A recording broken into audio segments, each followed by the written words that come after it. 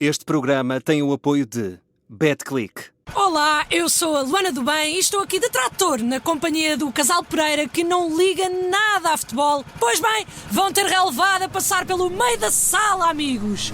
Acham que vos ia deixar ficar fora de jogo? Perceberam? Offside? Esqueçam. Liga Portugal BetClick. Em nome do futebol, vamos todos a jogo.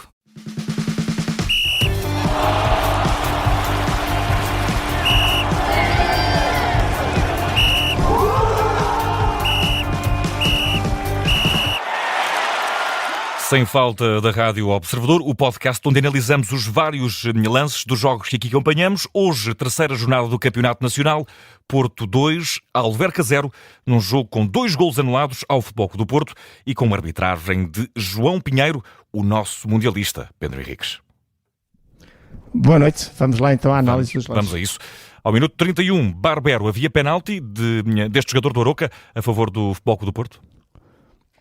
Ora, minuto 31, sem penalti, portanto, após a marcação de um pontapé de canto, a bola acaba por ser tocada no corpo-peito, mais ao nível do peito do Ivan Barbero, e resvala depois para o seu braço esquerdo. Esse braço esquerdo está junto, encostado ao longo do tronco e não há, portanto, qualquer volumetria extra, nem movimento deliberado, tudo legal. Temos depois, já só na segunda parte, o segundo lance deste encontro, ao minuto 53, é o golo anulado a Alberto Costa, que gerou enorme contestação, mas, Pedro, fomos vendo aqui ao longo que havia um jogador em posição irregular. Vamos à tua análise também do comportamento. Não, esta é do Alberto Costa. Esta é do Alberto Costa. É do Alberto Costa. É uma falta, é um golo anulado. Exatamente. Pois é, esse é o outro a seguir. Esse é o outro a seguir, exatamente. São os dois golos anulados. Bem, neste caso aqui concreto, duas explicações. Em primeiro lugar, a explicação de que já não existe a chamada pequena área, que chama-se área de baliza, como zona de proteção do guarda-redes, em que antes, no texto da lei e na prática, não podia haver qualquer tipo de carga sobre o guarda-redes. Os guarda-redes passaram a ser tratados, entre aspas, como qualquer outro jogador, no sentido das cargas. Se for carregado de forma correta está tudo legal, se for carregado de forma incorreta é penalizado. E portanto aquela situação em que qualquer toque no guarda-redes era penalizado deixou de ser assim.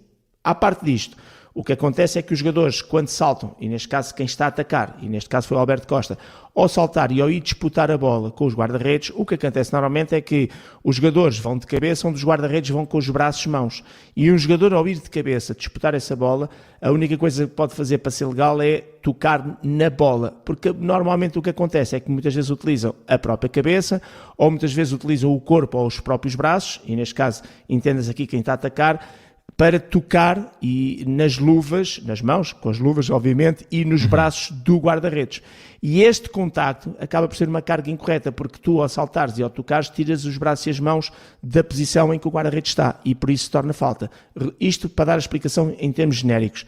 O golo é bem anulado, porque o Alberto Costa salta, é na pequena área, na área de baliza, acaba por, com o braço direito e com o corpo, para já carregar a Rua Barrena, portanto em termos de corpo, tocando-lhe também nos braços, e inclusivamente com a cabeça na luva esquerda, e portanto é este carga, este contacto de cabeça na luva, e esta utilização do braço e do corpo, que no fundo toca e desvia os braços do guarda-redes, que é punida com uma infração. E por isso, bem o árbitro, foi a decisão do árbitro, o VAR só se limitou a confirmar, ou anular este primeiro golo ao Futebol Clube do Porto. O VAR interveio, aliás, no lance seguinte, ao minuto 63, mais um golo anulado ao Futebol Clube do Porto. Agora sim, o VAR a descobrir aqui um fora de jogo que escapou ao árbitro assistente em campo. Sim, e a nós também ia escapando, porque nós focámos na parte final da jogada, a mim mais concretamente. A nós também, mas também cá estamos. Sim, na altura estávamos todos focados naquilo que era o remate que dava o golo, e num jogador do Futebol Clube do Porto que se tinha baixado e que estava, digamos, na zona de carreira de tiro, e estávamos todos a focar-nos de que realmente esse jogador estava fora de jogo de posição, até que ponto é que tinha impacto ou não na ação do guarda-redes, nomeadamente na visão. Mas não é aí que o VAR está. O VAR está, e bem, antes. E está na posição de fora de jogo ao André Silva. Ou seja, na construção da jogada, um bocadinho antes, o André Silva, que sai da posição de fora de jogo, como a gente costuma dizer, da frente para trás, e está em fora de jogo por 45 centímetros, e isto depois é a câmara que a cidade do futebol que depois injeta esse sinal e que nos mostra que é 45 centímetros, e vai disputar a bola com o Javier Sanches, que é ele que cabeceia a bola para a frente e depois na sequência é que dá o golo do Futebol Clube do Porto. Ora, uma das situações em que, e Lei 11, fora de jogo, página 103, em que um jogador não toca na bola, e aqui entenda-se o André Silva que nunca tocou na bola, e mesmo assim pode ser penalizado por fora de jogo é quando ele interfere com o adversário. E no interferir com o adversário estão várias coisas descritas. E uma delas é quando vais disputar a bola com o adversário. Ok? E essa disputa de bola, quanto mais próxima tiveres desse jogador, maior é a probabilidade de seres penalizado. Neste caso, é muito simples de analisar porque a disputa dele é com contacto físico, eles chocam com o outro, portanto aqui não há dúvida. Se ele tivesse afastado meio metro, 1 metro, 2, poderíamos estar a colocar a situação até que ponto é que ele estaria a disputar e isso teria impacto no adversário, entenda-se no Javier Santos. Neste caso, o André Silva sai fora de jogo, 45 centímetros, choca, sem falta, entra em contacto com o Javier Sanches e por causa desse entrar em contacto acaba por ser penalizado fora de jogo. Segunda situação, para terminar, porque é um lance que merece esta explicação. Porque é que o árbitro recebe informação do VAR e não vai ao monitor? Nas situações factuais, em que um jogador toca na bola, o VAR só se limita a dizer fora de jogo sim ou fora de jogo não. E sendo fora de jogo, o árbitro não tem que ir ao monitor porque o VAR viu. E é factual que o jogador toca na bola. Quando um jogador não toca na bola, normalmente tem que se interpretar a tal interferência. E aí, mesmo que o fora de jogo seja a decisão que o VAR considera correta, o árbitro tem que ir sempre ao monitor por protocolo. Mas neste caso, pelo facto de ele ter tocado no seu adversário, isto é, a disputa de bola é com contacto, torna-se claramente factual essa disputa de bola e, portanto, por isso já não é de interpretação, é mesmo factual. E nesta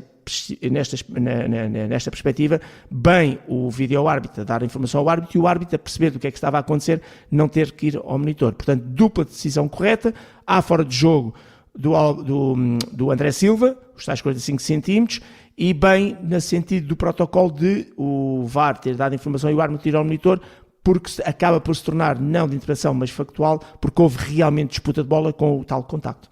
Temos depois, aliás, Pedro, ao minuto 80, um lance, creio que na área do Futebol Clube do Porto, envolver o jogador Nandim, do Aroca.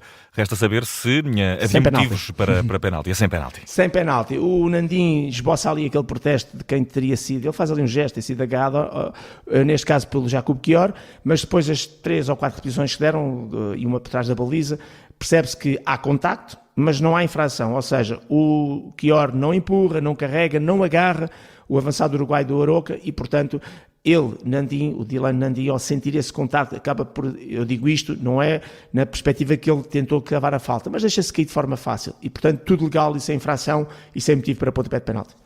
Temos, ao minuto 83, amarelo para o Wang, o único amarelo do jogo, Pedro certo. Henriques.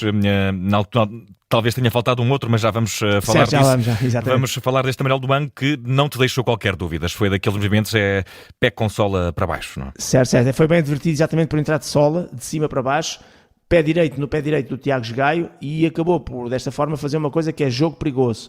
Normalmente o jogo perigoso é punido com livre indireto, mas quando há contacto deixa de ser livre direto e passa a livre direto, é o chamado pé em risco com contacto. E portanto o árbitro bem na punição do livre direto e também do cartão amarelo, porque no fundo esta entrada de sola acaba por ser enquadrada na negligência e por isso muito bem o livre direto e o cartão amarelo. Temos mais 2 lances para analisar antes de conhecermos a nota que merece esta equipa de arbitragem, liderada por João Pinheiro. Ao minuto 86, o segundo gol do Porto. Queres falar sobre ele para testar a legalidade? Fora de jogo. Exatamente. 2 momentos de análise que, curiosamente, fiquei à espera da repetição das repetições com centímetros, porque o primeiro momento, não sei, a cidade de futebol tinha que injetar esse sinal. Porque pode gerar dúvidas nas pessoas, lá está, porque a câmara não está no enfiamento e pode haver aquele erro de paralaxe na dúvida que é, há um passe para o corredor direito para o PP e depois há o passe do PP para o Borja Sanches, faz o gol. No passe, primeiro momento de análise, que é o passe para o PP, ele no corredor direito, fico com a ideia que não está em fora de jogo, mas fica muito ali no limite. E vou dar com boa decisão, porque o VAR, mesmo que não tenham injetado o sinal na transmissão, o VAR teve que analisar se estava fora de jogo ou não. Esse deixa-me mais dúvidas, mas com a imagem parece-me legal. E depois no passe para o Borja Sanches. Esse é mais fácil de ver, porque o Borja Sanches está atrás da linha da bola. E como nós sabemos, sempre que um jogador está em linha com a bola ou atrás da linha da bola, no momento em que o seu colega lhe passa a bola, é uma das 7 exceções da regra fora de jogo, em que o jogador nunca está fora de jogo. E por isso eu vou dar como boa decisão no golo do Futebol Clube do Porto, nestes 2 momentos, nem PP nem Borja Sanches estarem fora de jogo. Temos depois, ao minuto 94, aquilo que, na tua opinião, faltou, um amarelo certo. Para Alberto Costa. Sim, depois só se consegue ver com a repetição. O assistente dá o livre direto, dá a falta, e portanto, porque percebe que realmente há ali qualquer coisa de braço relativamente ao Fontano, que é o jogador que está a disputar a bola com ele. Mas há mais do que isso. Portanto, o livre direto é correto, mas devia ter visto cartão amarelo. Porquê? Porque é aquela situação típica de abertura de braço, deliberado, neste caso o braço direito, e acertar com a mão na cara do José Fontano. E, portanto, acertou mesmo. E estas situações, estamos aqui sempre a falar nisto, de mão, braço, cotovelo, ao nível da cabeça, pescoço, rosto, dos adversários, além de negligentes na forma como abordam o lance, são normalmente antidesportivos, a não ser que haja agressão, que não foi o caso, e seja vermelho. E, portanto, pela negligência e pelo cumprimento antidesportivo, era cartão amarelo. Resta saber que nota merece esta equipa de arbitragem, hoje liderada pelo nosso único árbitro mundialista no último Mundial, João Pinheiro. Que nota merece? Eu vou dar nota 7. Não obstante ter havido esta questão do cartão amarelo, que ficou por mostrar, eu acho que, e vou olhar aqui para o global, para a intervenção do vídeo-árbitro também. Um golo anulado pelo árbitro, um golo anulado pelo vídeo-árbitro. Os outros 2 golos foram corretos. O cartão amarelo que foi mostrado também foi correto. Uma vez mais, por exemplo, o árbitro assistente naquela dupla situação do golo do segundo golo do Porto, o que foi válido, também com lance difícil. Portanto, eu vou dar com muito boa arbitragem, ou boa arbitragem, e vou dar nota 7, sobretudo com estes tonos, que é os 2 golos ao futebol do Porto, e podia ter tido impacto até no resultado, foram bem anulados, e no momento em que estava tudo 0-0.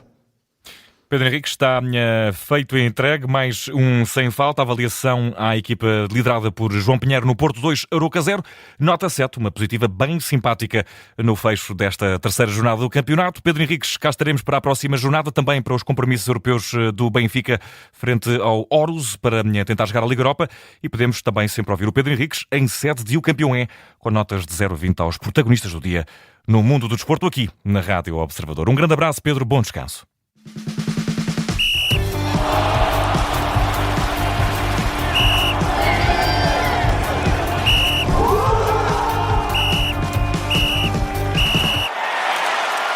Este programa tem o apoio de BetClick.